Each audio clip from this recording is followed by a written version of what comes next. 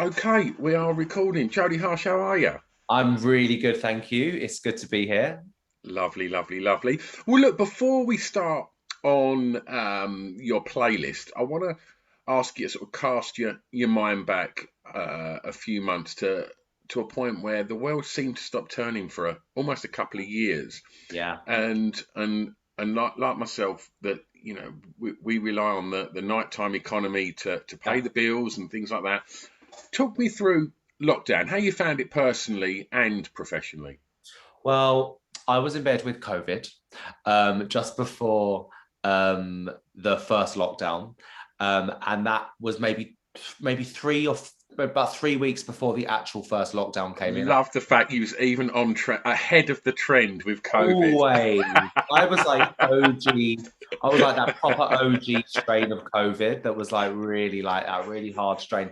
So I'm in bed really ill. I just joined a new agency, just joined CAA, and they're literally all these shows that we put together, all these big live shows and DJ sets for like the whole of 2020.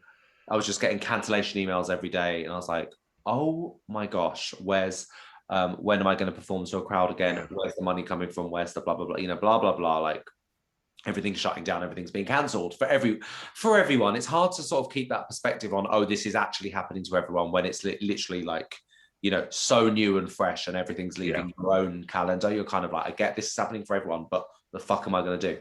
Then, of course, as time went on, we just kind of adapted a little bit, did some stuff online, did whatever we could do. And then when everything started opening again in small ways, I did some of those sit down table of six. Have to buy a Scotch egg. No one's allowed to dance. You all live together, right? All six of you are flatmates. I did a bit of that stuff. how was that? I mean, it's not what I signed up for when I became a DJ, but after the year that we'd been through together collectively, or more than a year, that we'd sort of just gone through. I mean, it was all we could really do, and everyone was just happy to see people and listen to music loud and not just be dancing around the kitchen, but actually together again in some Sure. kind of way. And so, actually, kind of lovely. I remember kind of tearing up a little bit in the first one I did. I sold my own show at Night Tales in East London, and it's the first time that I got to play like some of my own tracks that had come out during lockdown and stuff like that, and just to see, sort of feel the energy of real people in the room rather Yeah, than just my iPhone on a stand in my bedroom, in front of some DJ decks. It was nice to actually be back together. So I think everyone was just happy to be out somewhere, and yeah, venues were happy to be open, and people were happy to see their friends, and people wanted to support the nighttime economy and buy drinks and buy a fucking Scotch egg, and buy a ticket, to a show and see a DJ, and so that it felt nice. But what a couple of years we've just yeah. had. I still can't Absolutely. even get my head around it. It's It's surreal, mad. right? And it's like I'm aware that it's 4, 5, 6 months ago now, but I still like to kind of start the podcast by asking guests about how it was, because for Yeah. musicians, DJs, producers, actors, whatever, their world stopped, like Oh their yeah. income stopped, and it was just Yeah. a very fucking surreal and Yeah. worrying time. I think Yeah. initially it was, I think by our very nature, we just think when something goes tits up in the world, it's like, oh, well, in a couple of weeks it'll all be forgotten. And Totally. it was like, and that It weren't was the also case. it was the not knowing. It was not Yeah, knowing when shows are coming back. It was not knowing when, if and when. Was yeah, not knowing if that festival's going to happen for the thousands of people involved in it, yeah, plus the people that bought tickets. But the just when we're going to be able to go back and do what we do. And obviously, we were the last people, the nighttime people, the last ones to come back. Um, yeah, it was really tough, and I still can't really get my head around it. But I've also, on a personal level, I've always worked quite well in the face of adversity. So, like recovering from COVID, I get out of bed and I'm like, right, we're in lockdown. What can I do? yeah, I can make music. I can do live streams. I can do, I was up for the challenge because of everything that was taken away. So, and also felt like it was nice to give back a bit and try and entertain people with a live stream and yeah, in a small way. Of course, with music, people it helps people forget the realities of real life and what's really going on. You know, everyone's always spoken about the escape that you can find in a song or a night out or whatever. So just to bring that into people's homes, because we couldn't have it in the real world, was something that I thought I had to do, and did do. So do I want to keep live streaming? Nope. No. But I do like the fact that creatives do that DIY ethos thrives when it has to. Yeah, and people got so creative with it, didn't they? There was all sorts of stuff going on. So yeah, it was certainly an interesting time. Yeah. Absolutely. Yeah. Right, well, let's park that up because that's all done and hopefully never coming back. We're back out. Yeah.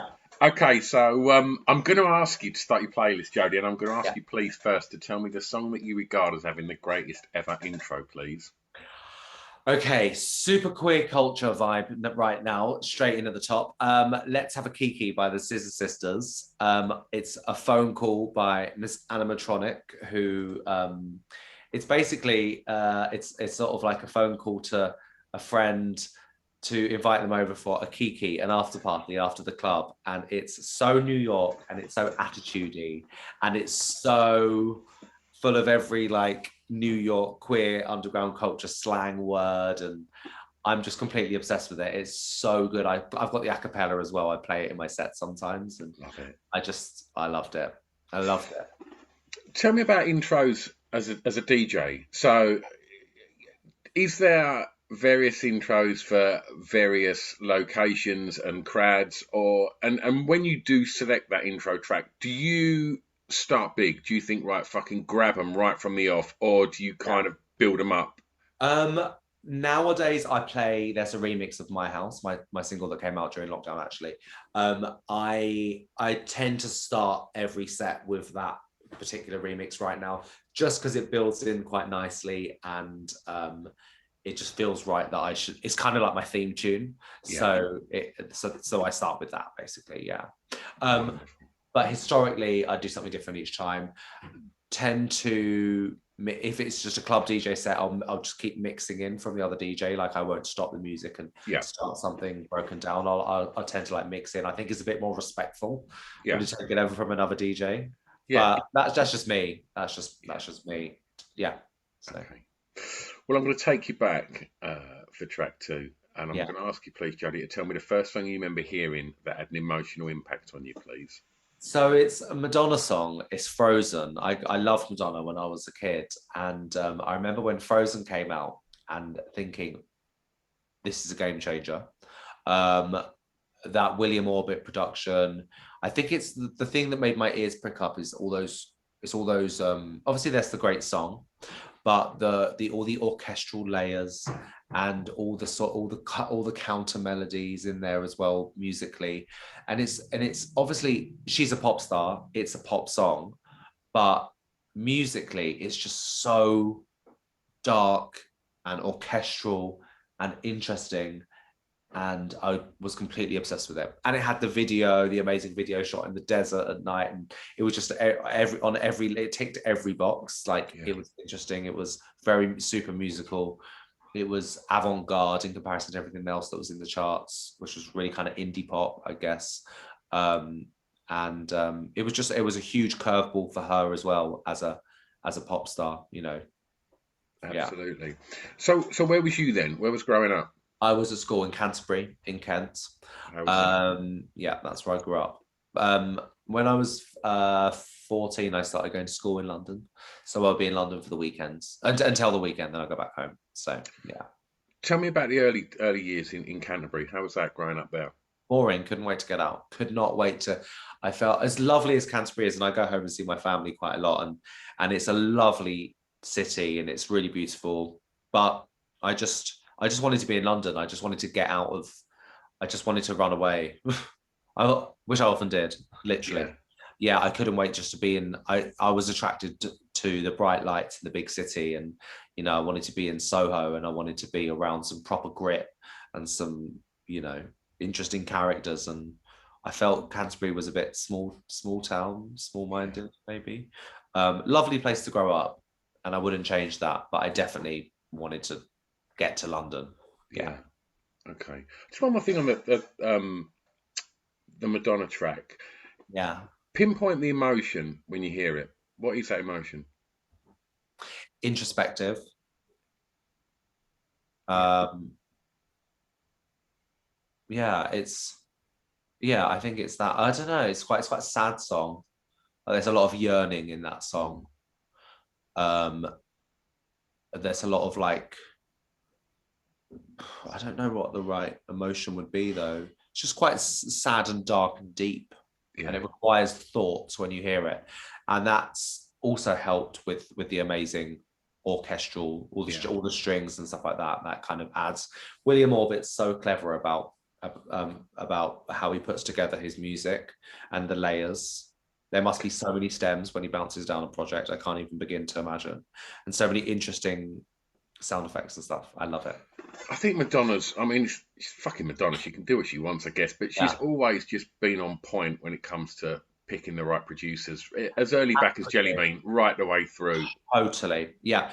She's just really ahead of the curve with that. And she's always surrounded herself with, even before she was doing music, when she was hanging out with, you know, all the artists in New York and Keith Haring and all these people before they were famous, and she's just been really good at working with very interesting people who are doing really interesting things and helping to commercialize them, which is what pop is.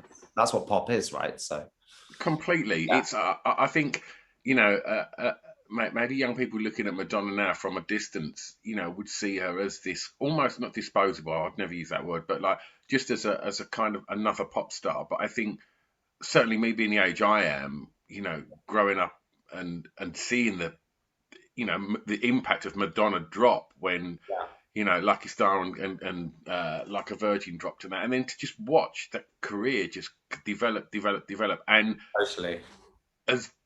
and just literally pushing boundaries, but all the time. Totally. It's And I don't think people really realize. brilliant pop though throughout. Yeah, totally. Pop is commercializing something that's is commercializing art, isn't it? Yeah. That is what pop is, I think, to me anyway. So she's the blueprint, Madonna. I think she's absolutely amazing. Kids probably don't get that today. They just sort of think, I don't know, they grew up on Gaga and whatever, and Gaga's absolutely followed the Madonna mold. But yeah, people don't have to get it if they're from different generations. It's totally fine. I don't get Barbara Streisand. You know what I mean? It's like, but people older than me will be like, "She's amazing." I'm like, well, I don't know. Do you know what I mean? It's like, it's fine. Yeah. It's fine. Yeah. Absolutely. Yeah.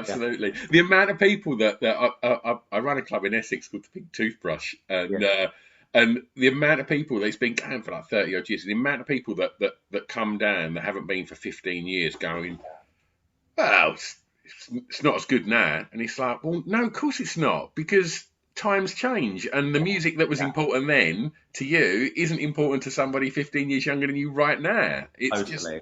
Totally. Right, let's stay in the formative years, Jodie, and I'm going to ask you please to tell me the song that reminds you of your time at school, please. Okay, so I've picked King of My Castle by the Wamdu Project. It's like such a funny, I remember, I guess it sort of almost feels like it's not novelty. It's actually quite a good house record when you listen to it and listen to the musical parts. But it was one of those dance tracks that kind of, I think it probably got into the top 20 or something. It was 100%. It was everywhere, and it was that little jolly top line. That must be the reason why. I was absolutely everywhere this one summer, and dance music was sort of finding itself in the charts. I was getting in, my ears were pricking up. I was like, oh, okay, dance music, and another funny thing about this song is no one knew what she was singing. Yeah. Free in my trust. It must be the reason why you're king of my castle. Must be the reason why you're free in my trapped soul, freeing my true soul, something threshold, something trasser. I once Googled the lyrics of this song and pulled up a whole load of different results, and they all showed a different lyric. So still, like, songlyrics.com was saying something totally different to, like, poplyrics.net or what, like, it's still no one knows what that fucking top line is saying. So I also love a lot of the musical elements, the musical components. I love the little spacey sounds, and there's this random little flute that goes off in there. And yeah, I tend to like grasp onto those little sound effects and things when I listen to a record. So it's just an interesting dance record that crossed over and became a pop song. Absolutely, and I went back when I got your list of songs. I went and listened to that, and I'd not heard that for years. And my memory was it was a bit novelty, and I heard it, and I thought, you know what, this holds up. It's like it's a great song. It's a great record. Yeah. Tell me about school. How was it? I had great fake ID, and I was hitting clubs every weekend from about 15 years old. School for me was hell. Not from I was never really bullied, even though I was the ultra queer, like flamboyant, like performing kid. Was that in Canterbury or London, Jodie? Canterbury first, yeah. I was. So how was that? It doesn't strike me as, I don't live far from Canterbury, but it doesn't strike me as the most forgiving of cities. No, but I was hanging out with all the really rough cool girls. Right. Cool as in COOL, not like not cool girls down the street, but like, well, them too, but but I my friends were like these tough girls that would like drink 2020 in the park, and smoke B&H cigarettes, and like, they were all like shagging at the weekend, and they were all my mates, and so. Yeah. All the boys that would go and play football and stuff, they all fancied those girls. So I had this like ring of protection, and I was always like I was funny and stuff, and I was like cracking jokes and playing up in class and stuff. So I had kind of a good ride at school, but I just wanted to get away because I was so bored of. It wasn't what I wanted to do. Doing a maths class followed by science. I was like, why am I learning about science? Like, I want to talk about pop culture and media studies and interest, music class and things like that. I just found school so tedious and boring. I couldn't wait to get out. It was like, I was I was like destined to break away and get out of that sort of status quo. Did you know what you wanted to do? Yeah. I knew I wanted to do something in the arts. I knew there was something musical, something involving, I wanted to be an actor, something involving fashion, something involving basically culture. Yeah. And when I was 14, luckily enough, my parents finally bent and let me go to a stage school in London. So I actually went to a stage school in London, and suddenly it was a little bit of academic studies in the morning, and then in the afternoon after lunch it was ballet and singing and music and acting classes and stuff like that, and we'd go to auditions and things, and that was exactly what I needed. If I'd spent a couple more years in Canterbury, I don't know, my God, can't imagine how I would have rebelled, but it was exactly what I needed at exactly the right time. And then I was in London, so I'd start sneaking off to like clubs in Soho, like 15 with fake IDs. Terrible. You're a confident kid then? Very cocky as hell. Yeah, nightmare. Yeah. What would you say to the 15-year-old you now? Shut up. Shut up. Yeah. Okay. Last one in the formative years, Jodie. Tell me the first song you remember buying from a record shop. It's so funny. It's Naked by Louise. Great pop song, actually. Yes. Now, and the reason why this is worth talking about, it is a great song, but it had the most awesome remix package. I remember buying the CD single. I remember it was 99p. I bought it in our price, RIP. And I remember putting it in and thinking, wow, there's like 7 remixes on this package. They've reimagined the song so many times.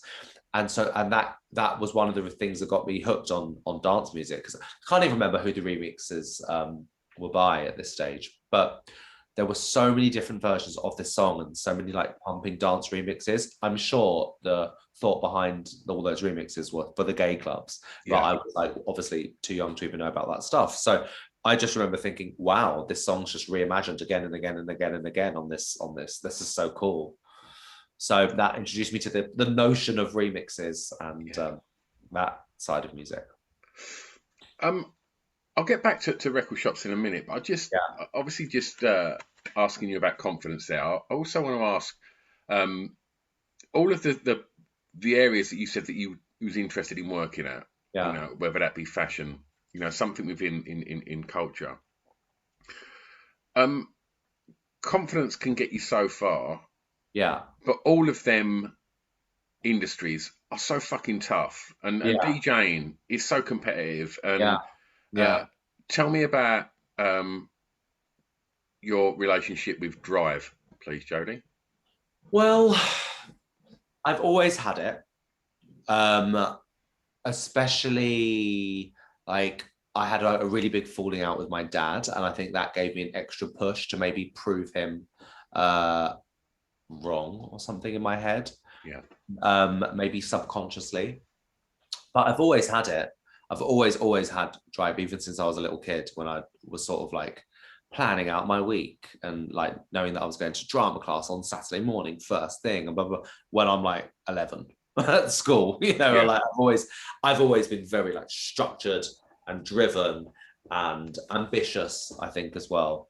And, you know, I'd like bug my parents so much when I was younger to like take me to auditions so I could be a performer. And, you know, the lead role in a school play always went to me, because and I would literally make sure of it. I'd like talk to the teachers after like, you know, a drama class, just making sure that I was going to be the main part and stuff. Like, so manipulative, so funny. But was that to prove a point? Like, you know, you mentioned that, you know, that you had a falling out with your dad, but also, I mean, it's a stupid question, but I imagine you loved the attention. I love the attention, but I just wanted to do well, and I wanted to just maybe it was show off, or I was just interested in it, and I wanted to do that as much as I possibly could. And if you were the lead role in a school play, you're on stage the most, and so you could literally, it was the most. You could just have more time being creative or something. I don't know. I think I just wanted to just do everything. I just wanted to do loads of different things and wanted to just do everything and have a really good time doing it, I think. What was the sort of first part of that journey when you got to London in regards to performance or DJing or music or fashion? What come first? Parties and nightlife. I would work in clubs, dressed up. When I first started, I went to university in London at 18. So that's when I started working in clubs. And then that led on to DJing. Yeah. And then that led to making music. That led to writing songs. That led to, you know, that led to doing bigger shows. It's all kind of in this, like, in stages, leading up to now where I do everything that I learned back then. Yeah. Have you still got the drive? Yeah, sometimes I'm knackered.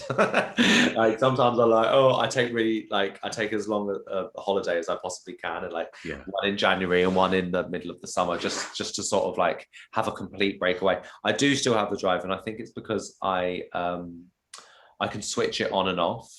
I'm really good at like switching everything off and just relaxing. And if I go on holiday, I'm not going to get the laptop out and make a tune or read a book about music production or whatever.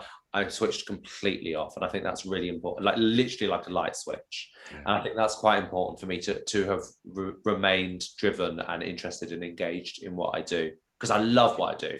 I love it. Yeah. Well, for somebody that was fake IDing and in them at 15 up till probably last weekend, I'm curious to know what the answer to this one's going to be. Jodie, tell me the song that soundtracked your years in Clubland, please. Lola's Theme by the Shapeshifters. Now, this was like, I started going out in about 2004, so this was the big tune at the moment, and it was that sort of funky house era. I was just starting university, and I remember this song was everywhere. Like a few years before, King of My Castle was everywhere. Now I was in clubs hearing this music on big sound systems. There was this club at the end in London called Discotheque on a Thursday night, really popular gay club. I remember Janet Jackson went once, and that was like, everyone was like, oh, Janet Jackson went to discotheque.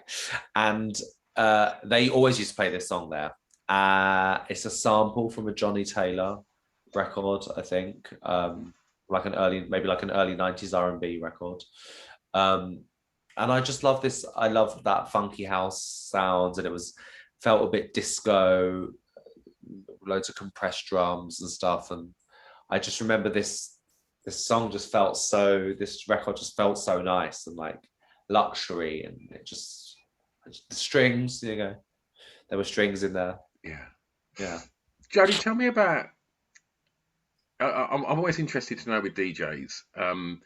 For somebody that was DJing at a young age and has made that their a big part of their living for many years.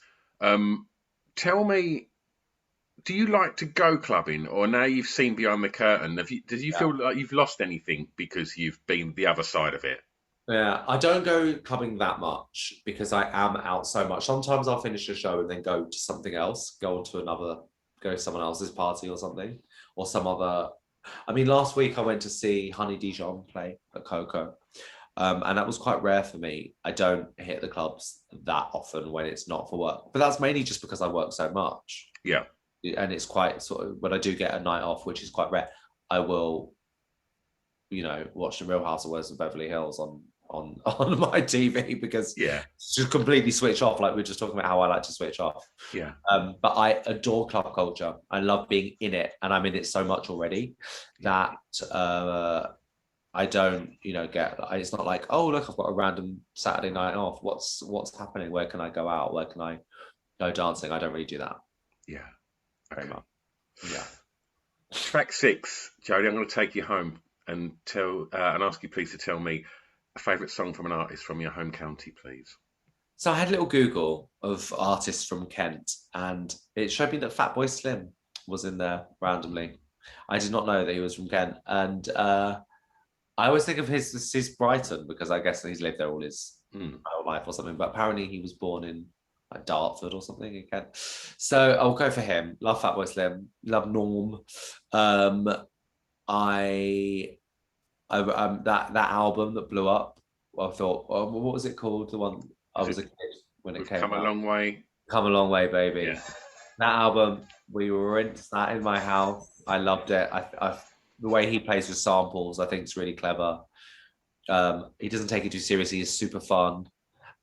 He just loves music, and he's like a walking encyclopedia of musical references, and you can obviously hear that because he samples so much amazing stuff, and so he's a great person to be from the same county as.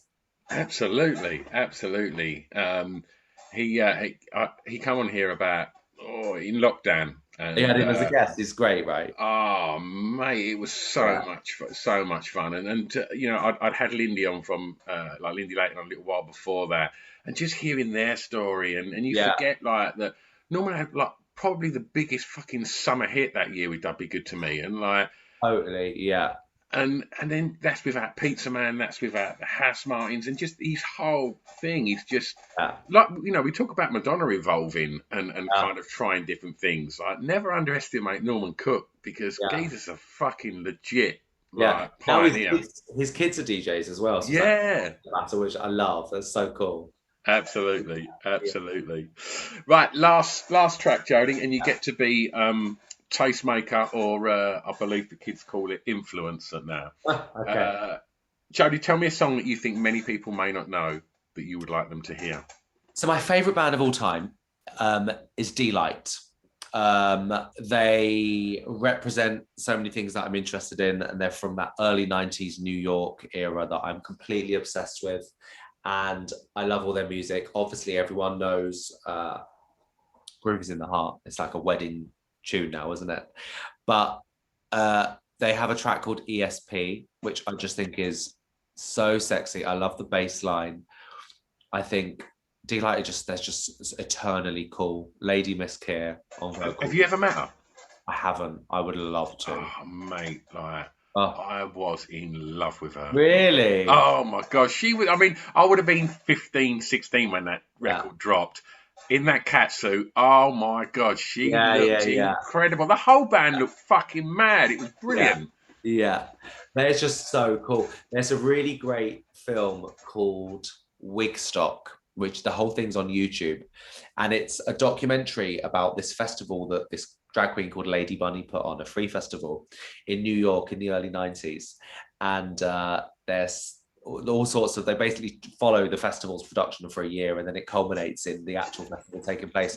And they show these musical performances by like a new up and coming queen who's got some little song, and you know her name's RuPaul, and they've got D-Light come on and do a few songs, and one of them is ESP, this song.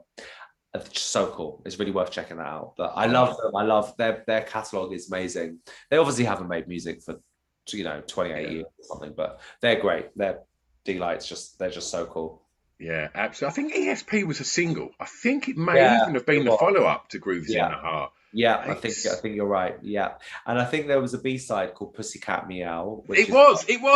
Yeah, really great with loads of like meowing in it. So and like pussy is so. They was just so fabulous, and I think not everyone knows them for Grooves in Your Heart, but it's like you dig a tiny little bit deeper, go a couple of tracks down on their Spotify, and you'll find some gems. Great bass lines, great music production. Again, loads of samples. I think they had a whole album called Sample-Delic or something. And there are podcasts that you can find as well. I've listened to a few where they someone breaks down all the tracks in oh really? Grooves in the Heart. Oh my God, Grooves in the Heart. There's about 45 different songs. You know, this tiny little 1 second loop of like a funk song, and then this little bit from this disco record, and this little bit from this old rap record. It's amazing how they put their music together. It's really cool. Yeah. Oh, wonderful. Yeah. Okay, right. So we put together a Spotify playlist, Jodie, so people can go and listen to all of the tracks that you've spoken about. Oh, it's a mixed bag, isn't it? From Louise, a mixed bag from Louise to the Wamdu project to D-Light. It's so random. Sorry about that. It's so funny. So, Jodie, clubs are back open. The world is now wise to so much more stuff now. People have gone and got stuck into music they've probably never listened to before over lockdown, discover podcasts they've never listened to, create stuff they'd never created before. So now we're back, and lockdown is a thing of the past. Yeah. For the remainder of 2022, what are you looking forward to, Jodie, personally, and what's going to be happening professionally? More music releases. Got a single coming out in July. I just finished that. Developed my live show, which is really cool. The visual side of things, we're just putting that to bed at the moment. That's pretty epic for festival stages and stuff. Can you give us any little nuggets of gold there as what people could expect?